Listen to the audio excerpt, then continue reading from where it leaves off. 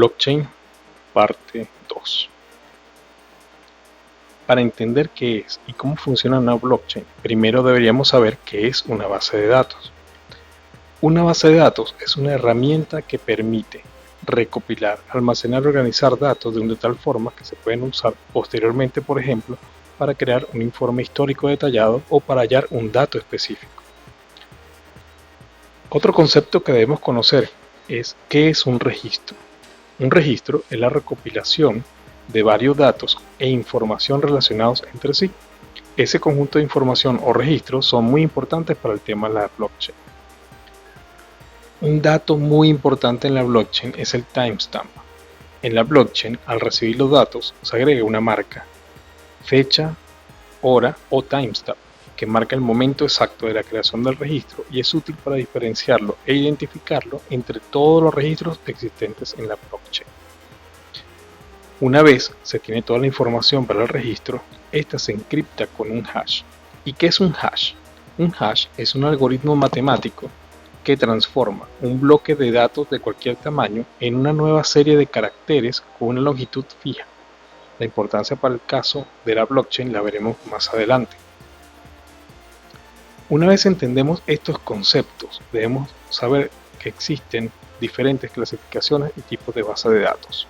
Para entender lo que es la blockchain, vamos a revisar solamente dos tipos de ellas: las bases de datos centralizadas y las bases de datos descentralizadas distribuidas. Veamos sus características y diferencias.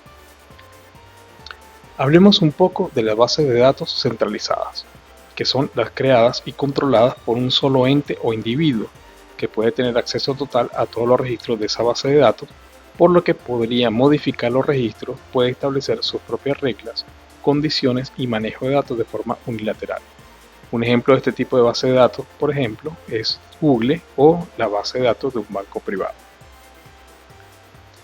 Las bases de datos descentralizadas distribuidas ideales pueden ser creadas por cualquier persona y además permiten prescindir del ente o individuo de control, por lo que el manejo de los registros y sus reglas son determinadas por un programa computacional preestablecido y por las decisiones de los usuarios de esa base de datos.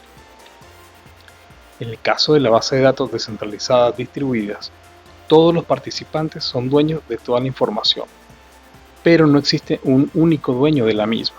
Todos saben todo de forma sincronizada y automática, por lo que no se requiere de un ente o intermediario para la verificación control de esa base de datos. Un ejemplo de este tipo de base de datos es el Bitcoin.